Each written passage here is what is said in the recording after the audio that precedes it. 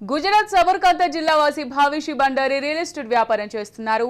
కొద్ది మొత్తం పెట్టుబడితో వ్యాపారంలోకి అడుగుపెట్టిన ఆయన ఊహించినంత లాభాల్ని కళ్ళు చూశారు.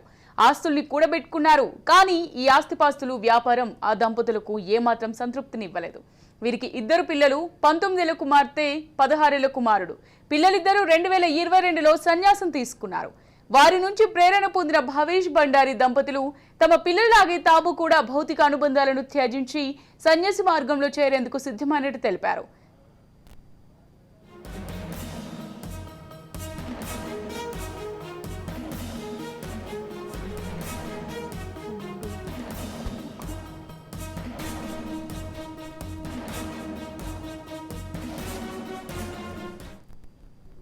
సన్యాసానికి సంబంధించి జరిగిన ఓ వేడుకలో భావేష్ బండారి, అతని భార్య తమ సంపద 200 కోట్ల మొత్తాన్ని విరాళంగా ఇచ్చారు. ఏప్రిల్ 22న జరిగే కార్యక్రమంలో అధికారికంగా సన్యాసం తీసుకోనున్నారు ఈ జంట.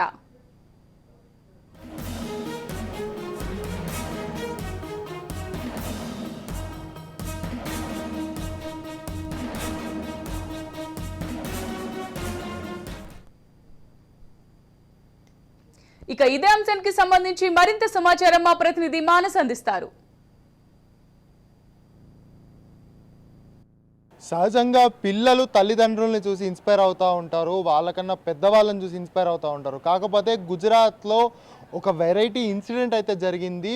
పిల్లల్ని చూసి తమ కొడుకుని కూతుర్ని చూసి ఒక జంట 200 కోట్ల రూపాయలని సమాజానికి దానం చేసి సన్యాసంలో కలవబోతుంది. సో ముఖ్యంగా చూసుకుంటే గుజరాత్కి సంబంధించిన భావేష్ బండారి మనం చూసినట్టయితే భావేష్ బండారి అదేవిధంగా తన భార్య ఇద్దరు కూడా తన కొడుకు కూతురు ఒక 2 సంవత్సరాల క్రితం సన్యాసంలో చేరారు. అయితే ఆ 2 సంవత్సరాల నుంచి వాళ్ళని చూస్తూ బాగా ఇన్స్పైర్ అయిన ఈ భావేష్ బండారి మరియు తన భార్య కూడా వాళ్ళ కొడుకు కూతురు నడుస్తున్న దారిలోనే నడవాలని నిర్ణయించుకున్నారు. అదే మాదిరిగా ముందుకు వెళ్తూ 200 కోట్ల రూపాయలను ఆల్రెడీ సమాజానికి దానం చేయడమే కాకుండా ఏప్రిల్ 22వ తారీఖున సన్యాసం కూడా పుచ్చుకోబోతున్నారు. అయితే ఈ సన్యాసంలో ముఖ్యంగా చూసుకున్నట్టయితే పూర్తిగా తెల్లని వస్త్రాలు ధరించి కేవలం ఒక చేతిలో ఒక బౌల్ మాత్రమే ఉంటుంది.